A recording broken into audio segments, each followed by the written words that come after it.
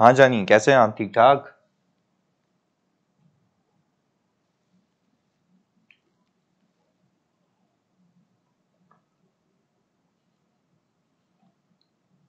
Lecture हो गए पिछले?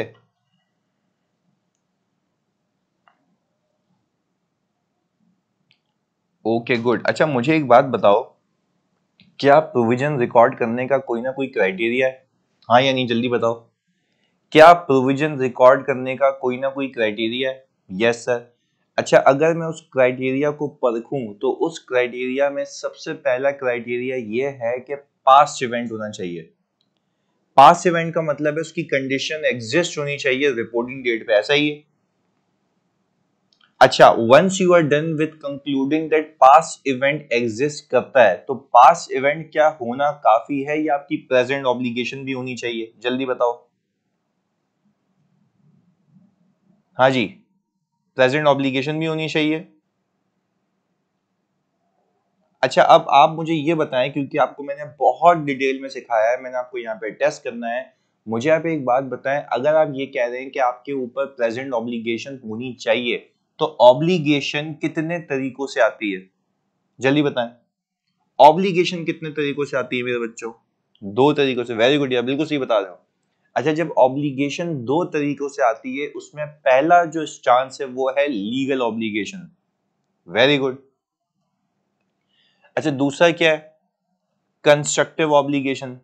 Very good. अच्छा, कंस्ट्रक्टिव ऑब्लिगेशन क्या खुद की मस्ती है? ऐसा ही है, कंस्ट्रक्टिव ऑब्लिगेशन खुद की मस्ती है। Yes sir. अच्छा, कंस्ट्रक्टिव ऑब्लिगेशन आती है करंट स्टेटमेंट से, यानी मैंने खुद जाके बकवास की कि भाई मैं ये करूंगा, तो एक तो ये हो गया।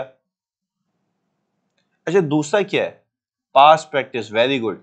अब मैं आपको एग्जांपल देता हूं, मैं यहाँ पे, तुम मुझे बताना फोकस होके, तो मुझे बताना, मुझे एक बात बताओ, यहाँ पे जैसे मैं ऑडिट करने आया हूँ यूफोन का, सही चीज, मैं इस्लामाबाद में कर रहा हूँ। आपको क्या लगता है यूफोन के कितने टावर्स होंगे, यानी कितनी टावर साइट्स होंगी अंदाजा? पूरे पाकिस्तान में बहुत सारी होंगी ना, थाउजेंड्स होंगी। मैं बता देता हूँ, 13,000 साइट्स हैं यूफोन की, 13,000 साइट्स। सही है, 13,000 साइट्स हैं। आप मुझे एक बात बताएं, जब यूफोन अपने टावर्स लगा रहा है आज, तो क्या उसके ऊपर एक रिटायरमेंट ऑब्लिगेशन आ रही है? रिटायरमेंट ऑब्लिगेशन का मतलब है डिसमेंटलिंग की ऑब्लिगेशन, ऐसा है, डिसमेंटलिंग की ऑब्लिगेशन। अच्छा, अब जाहिर सी बात है, जब भी यूफोन अपने टावर्स को स्विच करता है या अबंडन करता है, क्योंकि जाहिर सी बात है नेटवर्क की कनेक्टिविटी चाहिए होती है कि यहाँ से यहाँ सिग्नल सही जा रहा है, यहाँ से यहाँ सिग्नल सही जा रहा है। हो सकता है कि एक लोकेशन में अननेसेसरीली टावर लगा हुआ हो, तो वहां पे नहीं रखेंगे, वो वहां से उखाड़ के कहीं और लगाएंगे। तो जब वहां से उखाड़ के कहीं और लगाते हैं ना, तो हमने मैनेजमेंट को कहा कि भाईजान, आप जब टावर यहाँ से उखाड़ के लगाते हैं, यानी जब भी आप जगह वेकेंट करते हैं, तो आप इस टावर को हटाते हैं। तो मैनेजमेंट हमें कह रही है कि भाई हमारे ऊपर कोई ऑब्लिगेशन नहीं है, लीगल ऑब्लिगेशन नहीं है। मैंने कहा लीगल ऑब्लिगेशन नहीं है, बट आपके लिए क्या ही है, पास्ट प्रैक्टिस है, आप हमेशा ये करते हैं। तो पास्ट प्रैक्टिस से क्या हम एक वैलिड एक्सपेक्टेशन क्रिएट कर देते हैं? ये उसमें अंग्रेजी लिखी हुई थी, याद आ रहा है? ये उसमें एक अंग्रेजी लिखी हुई थी, याद आ रहा है?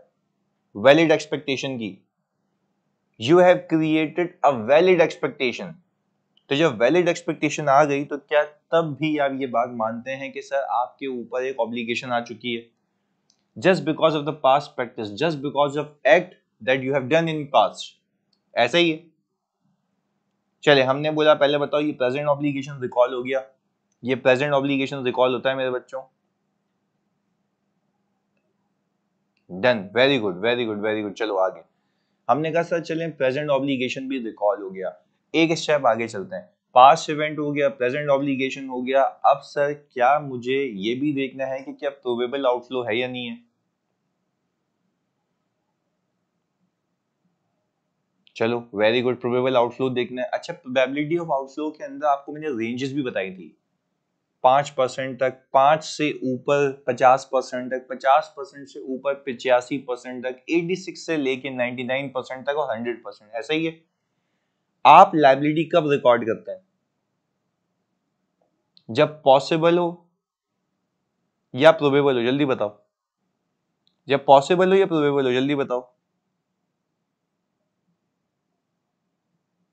पॉसिबल या प्रोबेबल, पॉसिबल या प्रोबेबल, जल्दी बताओ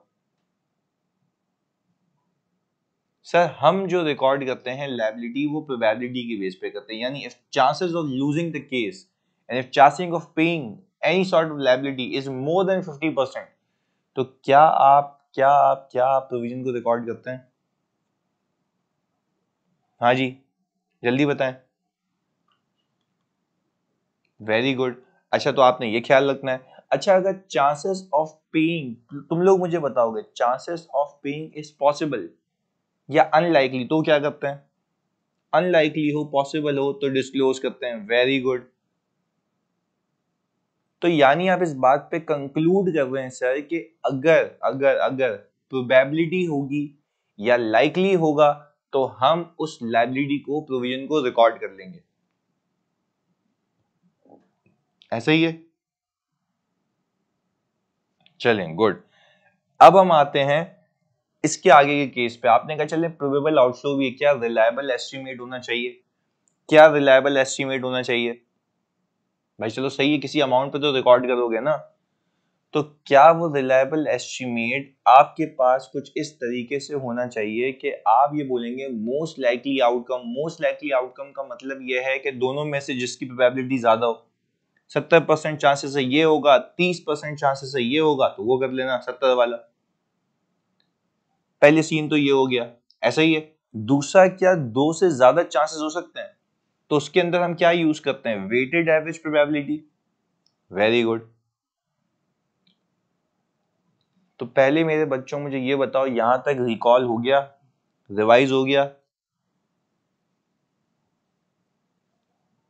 चलें, बेहतरीन हो गया, बेहतरीन हो गया, बेहतरीन हो गया। चलें आगे सुने।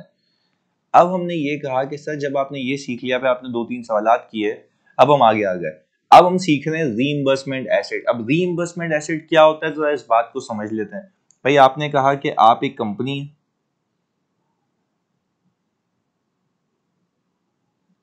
सही है जी, हम एक कंपनी है, सही है जी। हमने क्या किया, यहां पे गुड्स सप्लाई किए,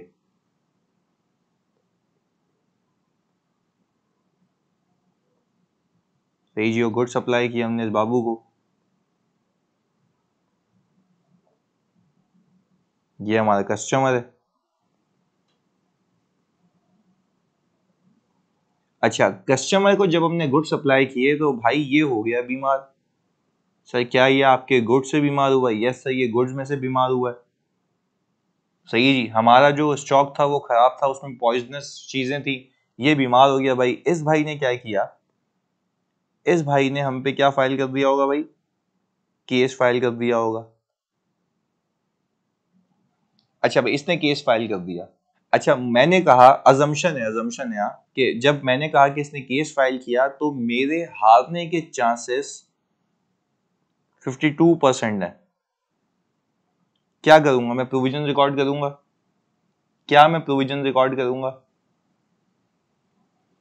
यस सर, आप यहां पे प्रोविजन रिकॉर्ड कर लेंगे।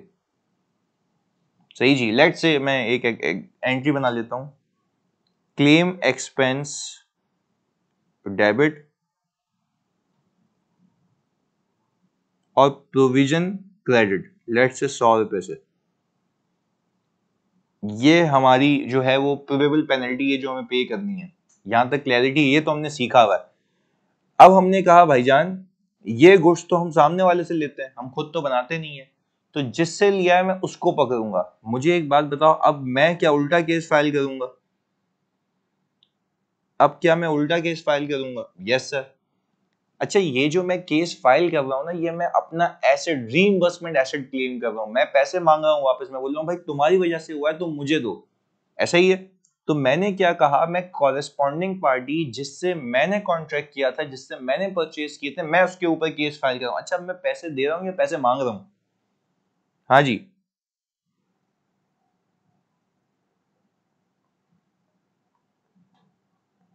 पैसे मांग रहे हैं, पैसे मांगते हैं। चलें जी, ओके, हमने बोला पैसे मांगते हैं, पर अब यहाँ पे आपको स्टैंडर्ड कहता है होल्ड ऑन, जरा सब्र रख के। यहां पे स्टैंडर्ड ये कहता है, बहुत केयरफुली सुनना मेरी बात, यहां पे स्टैंडर्ड ये कहता है कि यू आर, यहां पे लिख भी लेते हैं, you are only allowed to recognize asset when chances of winning is virtually certain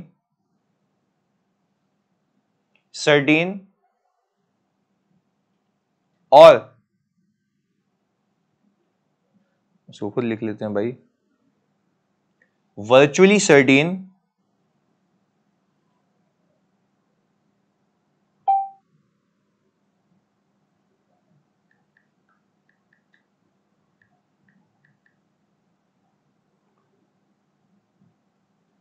वो क्या ये रहा है कि भाई अगर आपने रीइंबर्समेंट के लिए केस फाइल किया हुआ है ना, वो क्या ये रहा है कि अगर आप लोगों ने रीइंबर्समेंट के लिए केस फाइल किया हुआ है ना बच्चों, तो आप इसमें, हाँ आप सुनिएगा, आप इस केस के अंदर सामने वाले से एसेट सिर्फ एक सूरत में रिकॉर्ड कर सकते हैं कि जब आप इस बात पे श्योर शॉर्ट हो कि आपको पैसे मिल जाएंगे। देखो यहाँ पे प्रोबेबिलिटी की बात नहीं कर रहा, यहाँ पे किसकी बात कर रहा है, यहाँ पे किसकी बात कर रहा है, देखो ये रहा डब्बा, ये रहा डब्बा, वर्चुअली सर्टेन, ये रहा जिसको मैं अभी ये डब्बे में बंद कर रहा हूं, ये वाला। तो हमने कहा भाई ऐसा क्यों, स्टैंडर्ड ये कहता है प्रूडेंस कॉन्सेप्ट के हिसाब से लायबिलिटी फॉरन बुक करो अगर प्रोबेबिलिटी है कि पे करोगे। एसेट के केस में आप प्रोबेबिलिटी पे, आप एसेट के केस में प्रोबेबिलिटी पे एसेट को रिकॉर्ड नहीं करते। तो हमने कहा कब करेंगे, उसने बोला जब वर्चुअली सर्टेन हो। मैंने कहा तब क्या हो, सर्टेन हो। यानी सर आप एक बात को समझ पा रहे हैं कि लायबिलिटी की रिकॉर्डिंग में और एसेट की रिकॉर्डिंग में एक स्टेज आगे का गैप है। पहले तो बात समझ आ रही है, एक स्टेज आगे का गैप है, एक स्टेज आगे हो जाते हैं आप, बात समझ आ रही है। अच्छा तो यानी अब अगर मैं कहूं कि लेट्स से वर्चुअली सर्टेन है, लेट्स से वर्चुअली सर्टेन है, तो हमने कहा सामने वाला कह रहा है कि भाईजान अब मैं आपको सिर्फ 30 मिलियन दूंगा। सामने वाला क्या कह रहा है, मैं 30 मिलियन दूंगा। चलो सही है, हमने कहा कि क्या इतना कंफर्म हो गया, क्या 30 मिलियन कंफर्म हो गया, चलें वेरी गुड। अगर 30 मिलियन कंफर्म हो गया तो आप मुझे एक बात बताएं, हम यहां पे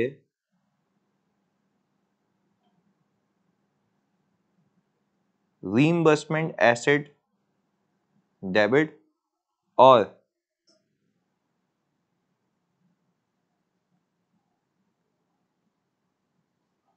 रिकवरी इनकम क्रेडिट 30 मिलियन से, सर मैंने पूरे 100 मिलियन से क्यों नहीं बुक किया, पूरे 100 मिलियन से क्यों नहीं बुक किया, जल्दी बताएं। सर क्योंकि रिलायबली तो मुझे यही मिलेगा, रिलायबल एस्टिमेट है। पहले बताओ बात समझ आ रही है, रिलायबल एस्टिमेट ना, स्टैंडर्ड की जबान में बात करते हैं, रिलायबल एस्टिमेट क्या, रिलायबली तो यही मिलेगा ना, इसके ऊपर तो नहीं मिलेगा, ऐसा ही है। बात समझ आ रही है बच्चों। अच्छा अब इसमें आओ तुम्हारे लिए और कॉम्प्लेक्सिटी डालूं, कॉम्प्लेक्सिटी तो नहीं कहेंगे बट ये कि तुम्हारे लिए नॉलेज एक चीज डालूं। फर्दर आपको एग्जामिनर लिख के दे, फर्दर आपको एग्जामिनर लिख के दे, फर्दर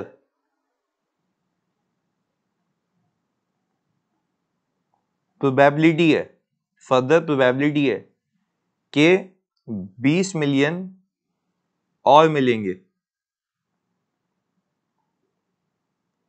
तो आपको बताऊं क्या होगा, ये जो 20 मिलियन वाली अमाउंट है ना, ये डिस्क्लोज हो जाएगी, ये डिस्क्लोज हो जाएगी। अच्छा क्योंकि यहां पे देखिएगा, यहां पे क्या लिखा हुआ है, यहां पे लिखा हुआ है कि जब आपके पास जीतने के चांसेस प्रोबेबल हो तो आपने क्या करना है उसको, आपने क्या करना है उसको बच्चों, डिस्क्लोज करना है। तो क्या हम ये कह सकते हैं कि इस वाले सवाल में दोनों चीजें फुल होती हुई दिखती हैं, दोनों चीजें फिल होती हुई दिखती हैं। इस वाले सवाल को देख पा रहे हो, बात समझ आ रही है। तो हमने कहा मैंने 100 मिलियन का क्लेम फाइल किया, 30 मिलियन वर्चुअली सर्टेन हो गया, वो मैंने बुक कर लिया। बकाया बकाया तो 70 मिलियन बचा था, जिसमें से 20 मिलियन मिलने के चांसेस क्या है, 70 मिलियन में से 20 मिलियन चांसेस क्या है, जल्दी बताओ। 70 मिलियन में से, बकाया 70 मिलियन में से 20 मिलियन मिलने के चांसेस क्या है, प्रोबेबल है। तो मैं क्या करूं, उसको रिकॉर्ड करूं या डिस्क्लोज करूं, हाँ जी, रिकॉर्ड करूँ या डिस्क्लोज करूँ मेरे बच्चों? सर डिस्क्लोज करें। पहले बताओ गेम समझ आई? गेम समझ आई कि what does it actually mean by reimbursement asset?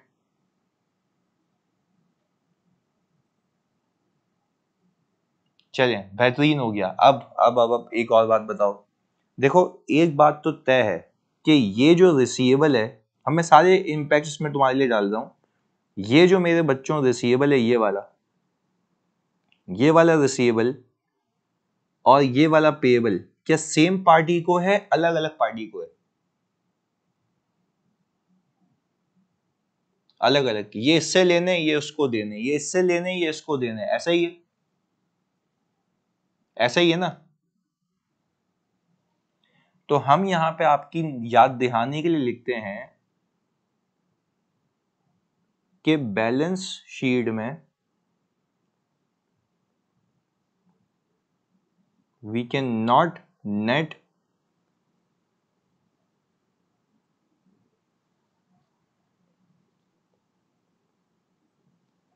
reimbursement asset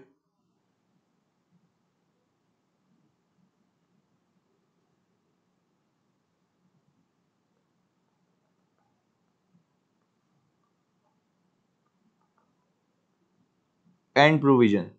और इसके पीछे लॉजिक है कि आप रीइंबर्समेंट एसेट और प्रोविजन को नेट इसलिए नहीं कर सकते क्योंकि वो कौन कौन सी पार्टी है भाई? सेम है, अलग है?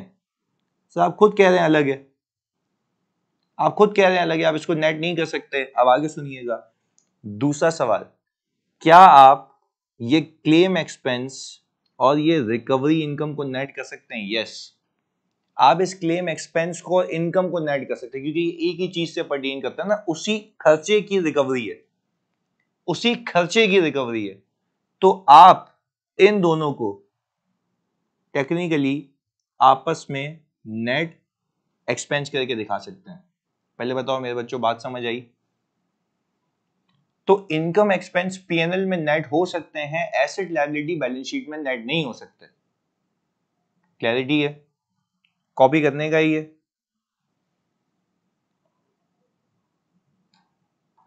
जल्दी करें।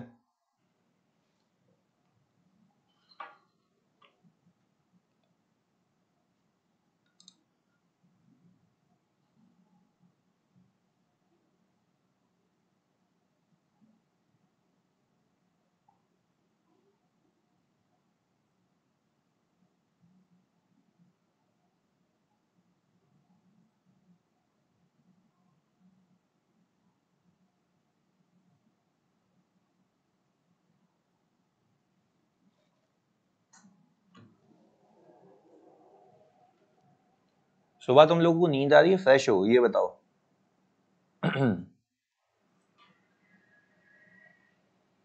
फ्रेश हैं, गुड।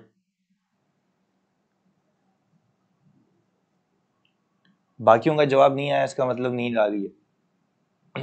जुल्म कर रहा हूं मैं। बिस्मा कह रही है तो नींद आ रही है। स्नेहा नहीं आई ना आज, सोती रह गई वो।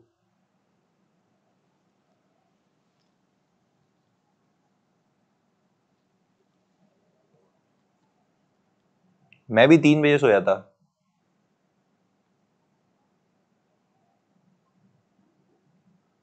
हाँ सेम है, मैं भी रात में ही पढ़ता था क्योंकि वो एक लॉन्गर स्पैन होता है, विदाउट डिस्टर्बेंस आप अच्छे से पढ़ सकते हैं। But I am not recommending कि आप करें, हर किसी का अपना वो मैच होता है।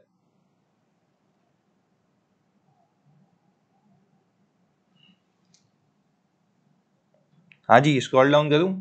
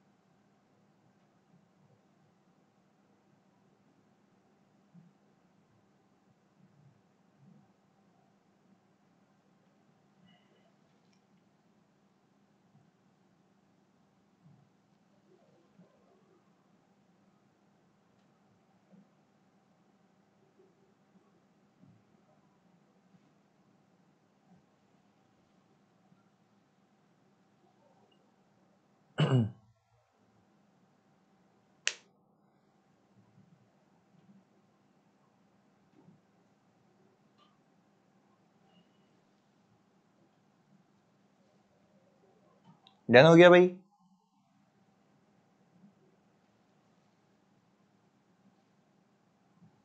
चलें आगे।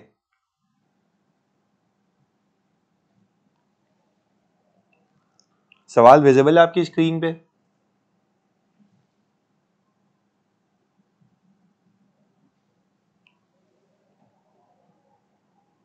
ओके।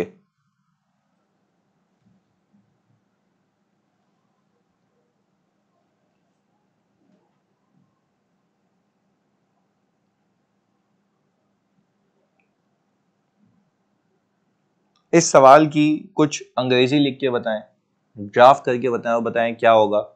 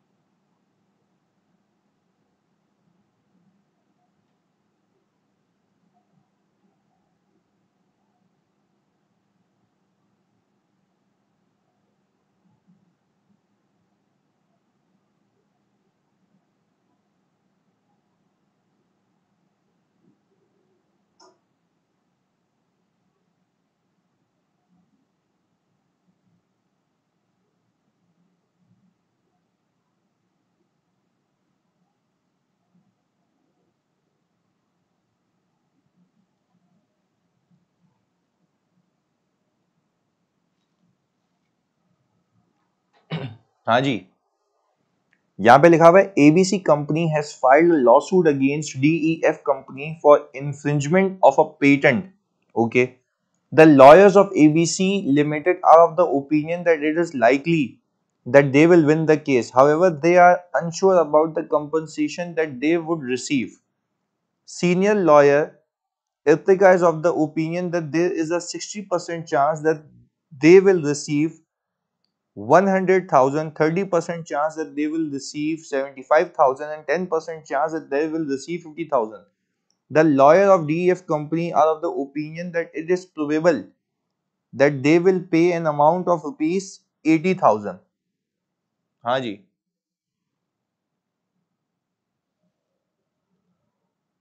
तो यहाँ पे आई थिंक दो कंपनीज की बात हो रही है अलग अलग, ऐसा ही है।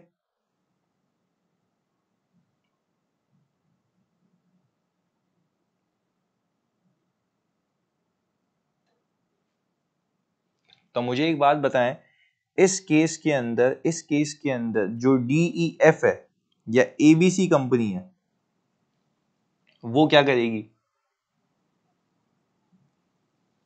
हाँ जी बच्चों बताओ, ये जो एबीसी कंपनी है ये क्या करेगी?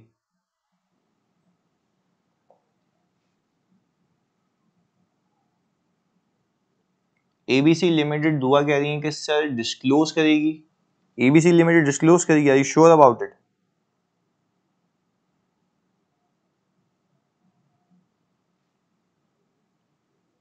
हाँ जी, ओके। तो सर आप ये कहना चाह रहे हैं कि एबीसी लिमिटेड जो है वो डिस्क्लोज करेगी कंटिंजेंट एसेट 87,500 का, राइट? और 87,500 का इसलिए डिस्क्लोज करेगी क्योंकि आप ये कह रहे हैं भाईजान, आप ये कह रहे हैं कि लाइकली है। लाइकली या मतलब प्रोबेबल है, तो उस केस में तो एसेट डिस्क्लोज होता है ना कि रिकॉर्ड होता है, ऐसा ही है।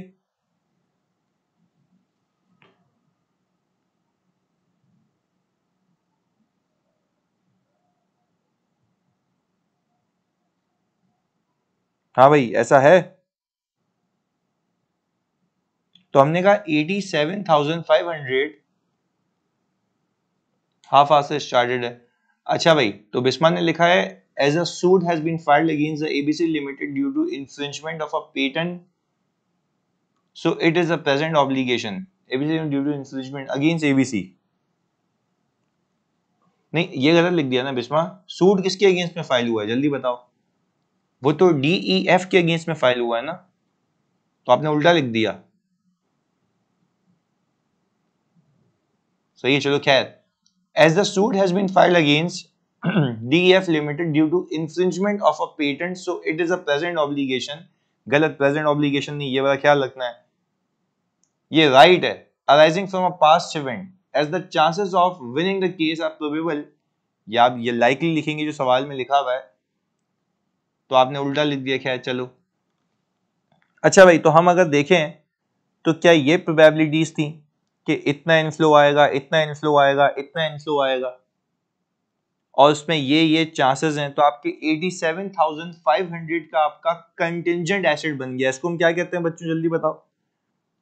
इसको हम क्या कहते हैं? This is my contingent asset.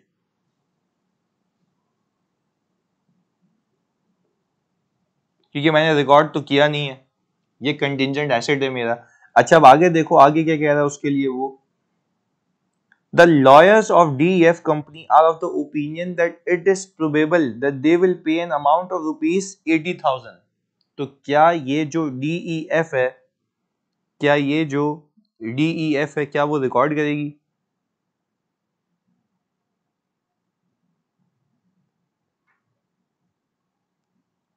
Should record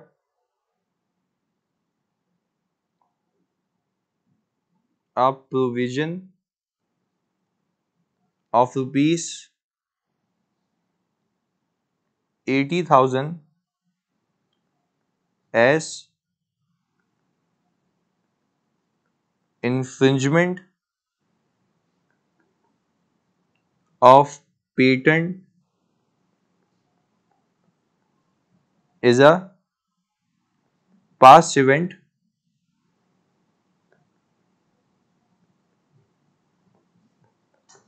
filing of case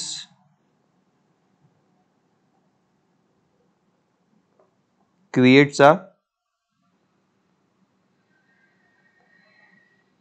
present obligation। ऐसा ही है। और वो कह रहा है कि and in the lawyers opinion, and in the lawyer's opinion, it is probable that a company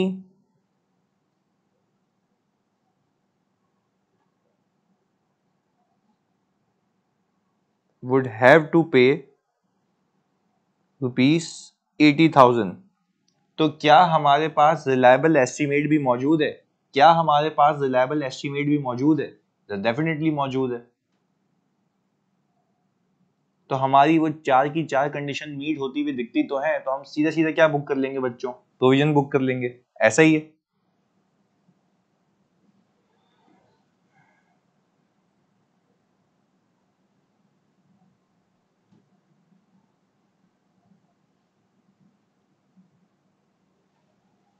चलें जी, ये बताओ कि पहले रीइंबर्समेंट एसेट वाली कहानी क्लियर है मेरे बच्चों?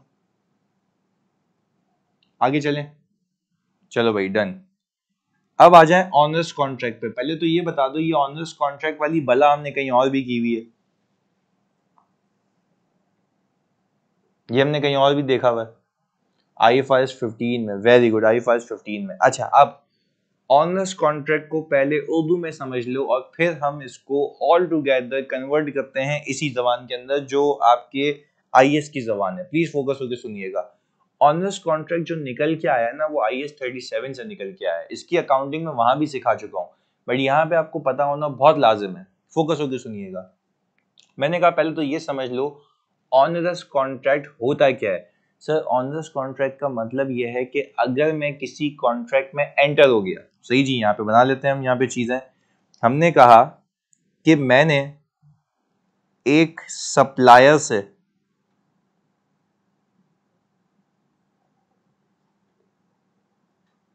ये सप्लायर बाबू हैं, सही है जी, ये हम है,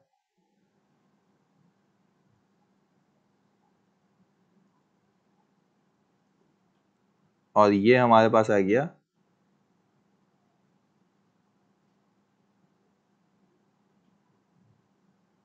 कस्टमर। तीन पार्टीज हो गई, सही है जी। हमने क्या किया हुआ भाईजान, हमने ये किया हुआ है कि हमने इनसे एक कॉन्ट्रैक्ट किया हुआ है, और लेट से मैं मौजूद हूं यहाँ पे 30 जून को, सही जी। हमने कॉन्ट्रैक्ट किया था 1 जून को, 1 जून को। फोकस होकर देखते हैं ये एग्जांपल। 1 जून को कॉन्ट्रैक्ट किया था हमने कि हम बाय करेंगे monthly 5000 units for 4 months. 5000 units for 4 months हमने इससे बात की हुई थी। मुझे बताओ, मुझे टोटल गुड्स उसने कितने के परचेज करना है, बाइंडिंग जो है मुझ पे।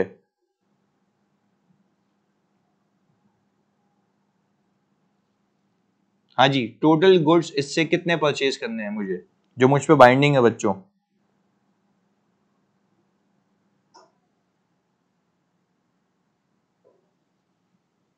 20,000। अच्छा भाई चलें, हमने कहा हम अभी मौजूद हैं, जो अभी की तारीख चल रही है वो तारीख है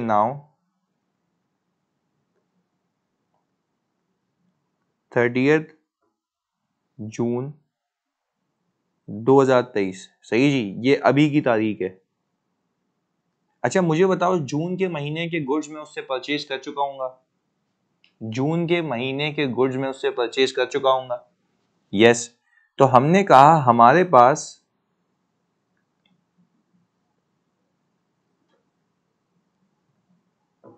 जो क्लोजिंग इन्वेंट्री पड़ी हुई है वो 2000 यूनिट्स है, जो क्लोजिंग इन्वेंट्री पड़ी हुई है वो 2000 यूनिट्स है, सही है जी, बहुत फोकस होकर सुनिएगा। अच्छा अब मुझे एक बात बताओ, ये तो 2000 तो क्लोजिंग इन्वेंट्री हो गई, 2000 तो क्लोजिंग इन्वेंट्री होगी, बट इन फ्यूचर अगर मैं फ्यूचर की बात करूं तो मुझे फ्यूचर में कितने गुड्स परचेज करने हैं,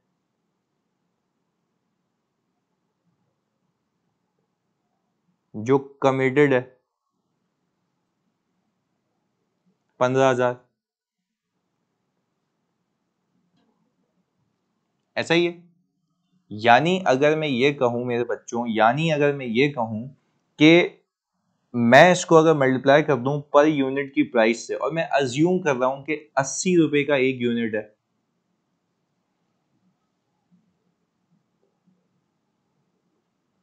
तो कितना आ गया जी, 1.2 मिलियन, ये आ गया भाई। अच्छा मैं आपसे पूछता हूं, क्या ये 1.2 मिलियन का खर्चा मैं कर चुका हूं या करूंगा? हाँ जी, करेंगे, ऐसा ही है। पर क्या ये मुझे एक बात बताओ, क्या ये खर्चा बाइंडिंग है? क्या ये खर्चा बाइंडिंग है? यस, बाइंडिंग है। ओके, आगे सुनिएगा। हम अब तक जब कस्टमर से बातें कर रहे थे तो कस्टमर हमसे rupees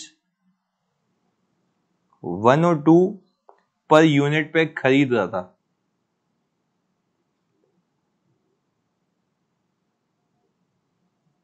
from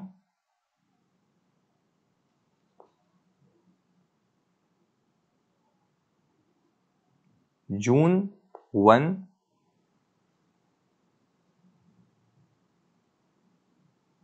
to June 28,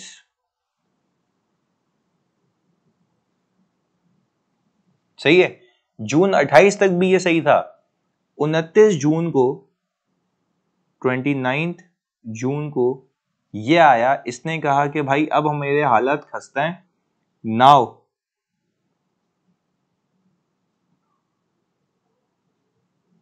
I will buy at 70 per unit. अच्छा मैंने भाई ये क्या बात हुई। अच्छा हमने क्या किया, हमने एक तो उसके तहत पेनल्टी क्लॉज नहीं डाला। उसने बोला भाई मेरे हालात खस्ता है, मैं अफोर्ड ही नहीं कर सकता, आप या तो मेरी कंपनी जब्त कर लें, मैं कुछ भी नहीं कर सकता, मेरे पास हालात गुंजाइश इतनी कि मैं 70 रुपए पे कर सकता हूं। तो आप मुझे एक बात बताएं मेरे बच्चों, पहले अगर मैं 1 जून को देखूं तो क्या मैं प्रॉफिटेबल था? क्या मैं प्रॉफिटेबल था? 102 का बेचता था, सामने से मुझे कितने का आता था? 80 का। तो 22 रुपए पर यूनिट की मेरी कमाई थी, ऐसा ही है। पर अब अगर मैं आपसे कहूं, क्या आप ये बात मानते हैं कि इस पूरे कॉन्ट्रैक्ट में जो मुझे मजीद कॉस्ट इंकर करनी है वो कितनी है? मुझे मजीद जो कॉस्ट इंकर करनी है वो कितनी है? 1.2 मिलियन, ऐसा ही है। पर आप मुझे बताएं कि मेरे पास इस पूरे कॉन्ट्रैक्ट से जो एक्सपेक्टेड इकोनॉमिक बेनिफिट्स हैं वो कितने हैं? एक्सपेक्टेड इकोनॉमिक बेनिफिट्स वो कितने हैं जो मुझे मिलेंगे? आप बोलेंगे सर मैं 70 को मल्टीप्लाई कर लूं कितने से भाई? फ्यूचर कॉन्ट्रैक्ट पे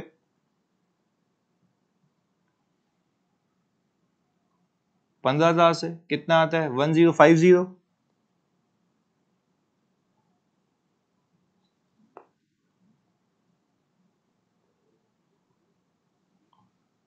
यही है। अच्छा और हमारे पास कॉस्ट एस्टिमेटेड कितनी है भाई? आपने कहा 1.2 मिलियन।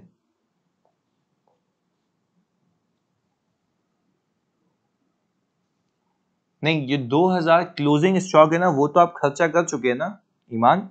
ये जो 2000 आपके क्लोजिंग यूनिट्स हैं ये तो आप खर्चा कर चुके हैं ना।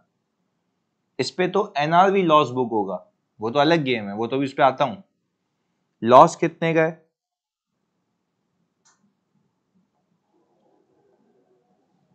1,50,000 रुपए का। अच्छा क्या मैं ये कह सकता हूं कि ये कॉन्ट्रैक्ट मेरे लिए एक ऑनरस कॉन्ट्रैक्ट हो गया, क्योंकि इसमें मुझे फायदे से ज्यादा नुकसान, यानी जो पैसे आने हैं वो कम है और जाने हैं वो ज्यादा है, ऐसा ही है, ऐसा ही है भाई। अच्छा अब आगे सुनिएगा। हम ऑनर्स कॉन्ट्रैक्ट की डेफिनेशन देख लेते हैं, सही है जी। ऑनर्स कॉन्ट्रैक्ट की डेफिनेशन में वो कहता ये है कि a contract in which unavoidable cost of meeting the obligation under the contract। इस सवाल में वो कितनी थी? Unavoidable cost of meeting the contract कितनी थी? भाईजान लिख के बताओ।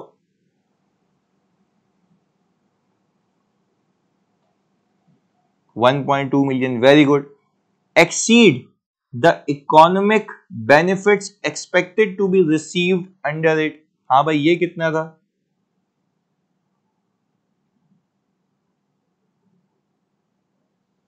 1050, वेरी गुड। तो कह रहा है पहले तो ऑनर्स कॉन्ट्रैक्ट की डेफिनेशन समझो, जिसमें economic benefits expected to be receive, जो economic benefits expected to be receive कम है, और unavoidable cost to fulfil the contract क्या है? ज्यादा है, ऐसा ही है। लिखा है ना, contract in which unavoidable cost of meeting the obligation under the contract exceeds the economic benefits to be receive from the contract. पहले बताओ ये बात समझ आती है? अच्छा फिर वो कह रहा है कि भाई अनअवॉइडेबल कॉस्ट की डेफिनेशन क्या है? तो वो कह रहा है भाई वो कॉस्ट जो कि इंकर होगी irrespective of whether contract is fulfilled और नॉट। क्या मैंने यही किया कि कॉन्ट्रैक्ट अगर सामने वाला फुलफिल करे या ना करे वो बल्ली तो आ चुकी है, ऐसा ही है भाई। आगे सुनिएगा, फिर वो कहता ये है जब आपने ये हालात वाकयात कर लिए, जब आपने ये हालात वाकयात देख लिए जो आपकी स्क्रीन के ऊपर आ रहे हैं, अब आपसे एक सवाल पूछा जाएगा, आप अगर इस कॉन्ट्रैक्ट को कंटिन्यू करेंगे तो आपको नुकसान कितने का है? हाँ मेरे बच्चों, अगर आप इस कॉन्ट्रैक्ट को कंटिन्यू करेंगे तो आपको नुकसान कितने का है? तो क्या हम ये कह सकते हैं कि लॉस इफ वी कंटिन्यू। अच्छा, आपको अगर मेरा IFRS 15 याद हो ना, मैंने बहुत डिटेल में करवाया था, आपको ये बात तो पता है ना कि ये जो 1,50,000 रुपए का लॉस है, ये तो तब होगा ना जब मैं गुड्स को बेचूंगा, ऐसा है? ये तो तब होगा ना जब मैं गुड्स को बेचूंगा आगे जाके। बट प्रूडेंस कॉन्सेप्ट के हिसाब से ये लॉस आपको आज पता लग चुका है ना, तो आप आज रिकॉर्ड करेंगे, आज रिकॉर्ड करेंगे, ऐसा ही है। और जब वाकई में ये सेल और COGS में रिकॉर्ड होगा, तो आप क्या करेंगे? तो उस वक्त आप क्या करेंगे? उस वक्त इसको रिवर्स करेंगे, जो हमने IFRS 15 में भी किया है। याद आ रहा है? बहुत डिटेल में किया है यार। चलें, तो ये वही वाली एक्सटेंशन है जो मैं आपको सिखा रहा हूं। खैर, लॉस इफ वी कंटिन्यू। अच्छा, फिर कॉन्ट्रैक्ट में लिखा हुआ है एक पेनल्टी क्लॉज है।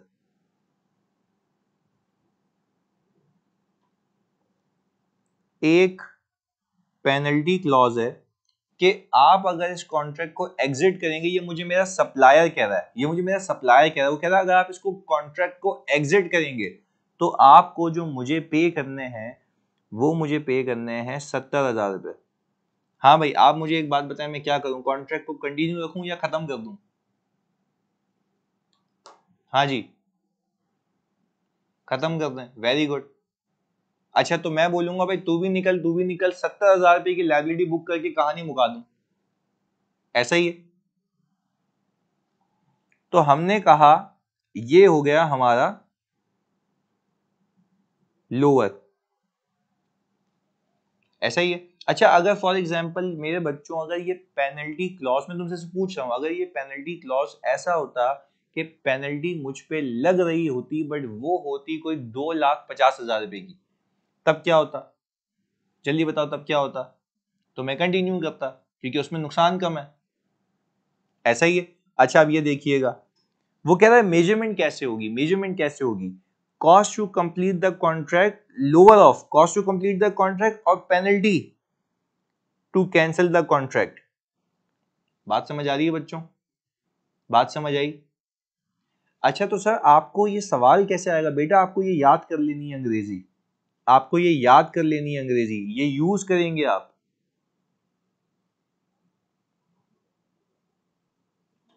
To use it in your drafting. आपने अपनी ड्राफ्टिंग में इसको यूज करना है। मैं आपको क्लैरिटी से बता रहा हूं कि मेरी बात समझिएगा।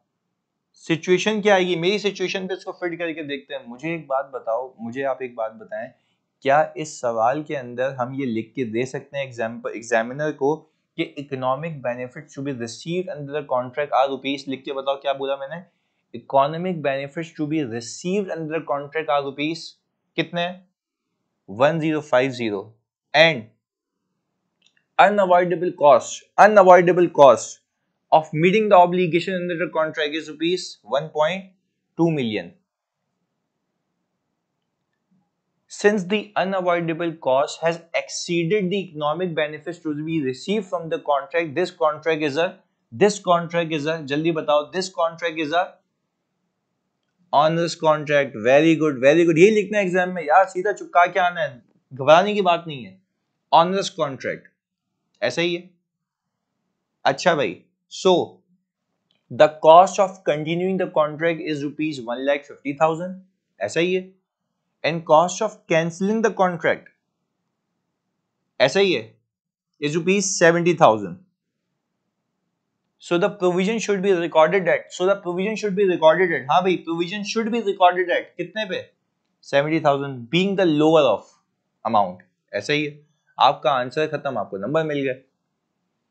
कोई आवश्यकता, कोई मसला मेरे बच्चों? बेहतरीन हो गया। चलें जी, इसको कॉपी करें अच्छे से।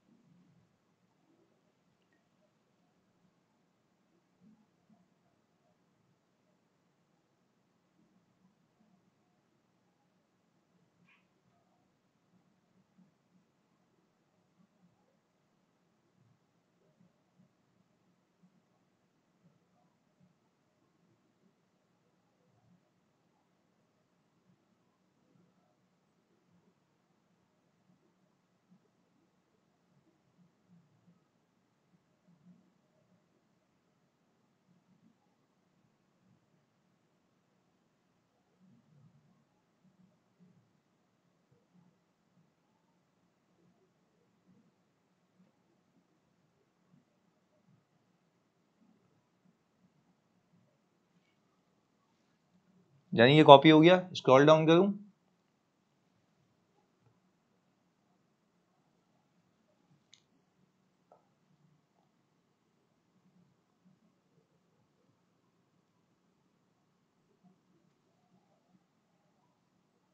चलें जी इसको कॉपी कर लें।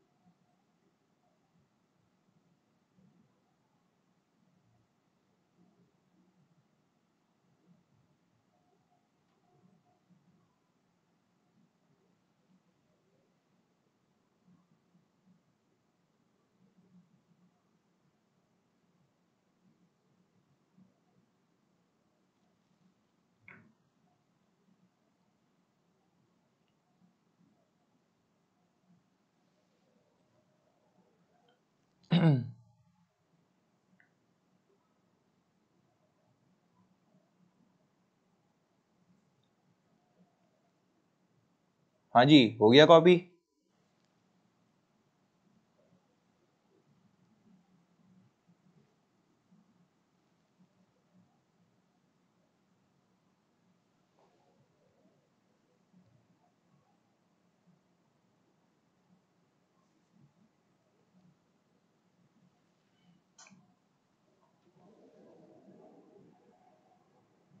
डन, आगे चलें।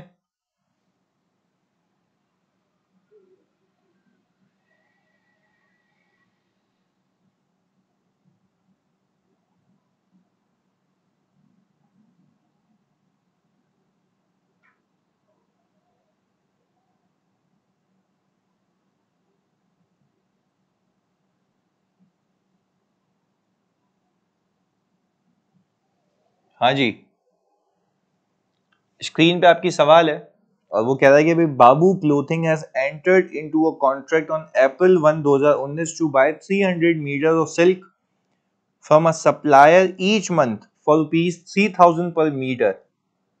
अच्छा एक एक चीज, पिछले वाली केस के अंदर जो अभी मैंने करवाया ना उसमें एनआरवी लॉस भी बुक होगा, ये आपको बात पता है? एनआरवी लॉस भी बुक होगा क्योंकि वो तो खरीद चुके हो ना, तो वो एनआरवी लॉस भी आप बुक करेंगे, तो वो दैट इज सेपरेट थिंग। सही है, वो मैंने इसलिए नहीं बताया क्योंकि वो मैंने अज्यूम किया कि पता होगा, मैंने फिर भी रिकॉल करा दिया। चलें डन, गुड।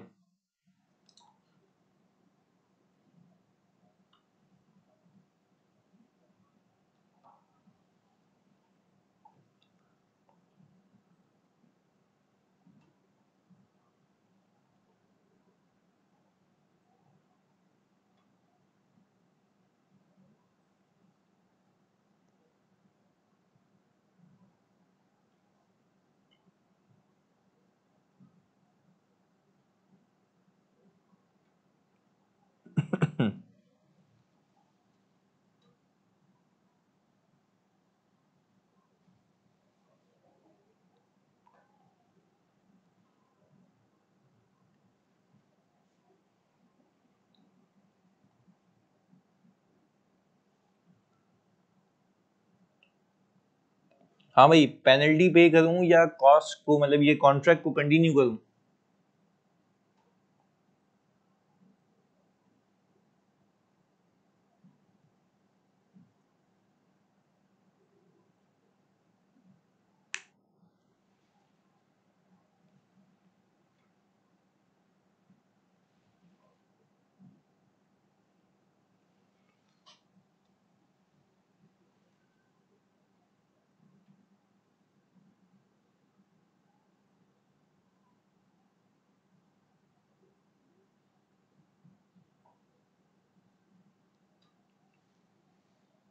भाई बिस्मा कह रही है सर पेनल्टी पे कर रहे हैं, आप लोग मुझे बताएं पेनल्टी।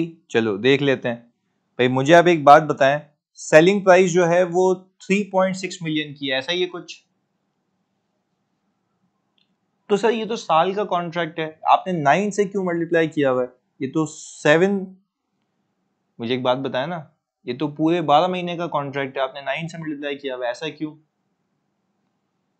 हाँ जी, क्योंकि सर आप अप्रैल में एंटर हुए हैं ना, अप्रैल में एंटर हुए हैं और आपका ईयर एंड यहाँ पे 30 जून है। रिमेनिंग टर्म कंसिडर करेंगे क्योंकि जो हो चुका वो तो हो चुका, वो तो रिकॉर्ड भी हो चुका। अब हमने ये कहा कि हमारे पास ये जो cost to fulfil, unavoidable cost to fulfil the contract है, वो ये है हमारे पास लॉस आ गया इतने का अगर मैं कॉन्ट्रैक्ट को चलाता हूं, ऐसा ही है। अच्छा, इसके बाद अमाउंट ऑफ पेनल्टी है 4 मिलियन, तो Babu should close the contract as the amount of penalty is less than the cost of continuing the contract, therefore provision should be recognised by rupees 4 million. कोई मसला जानी इसमें?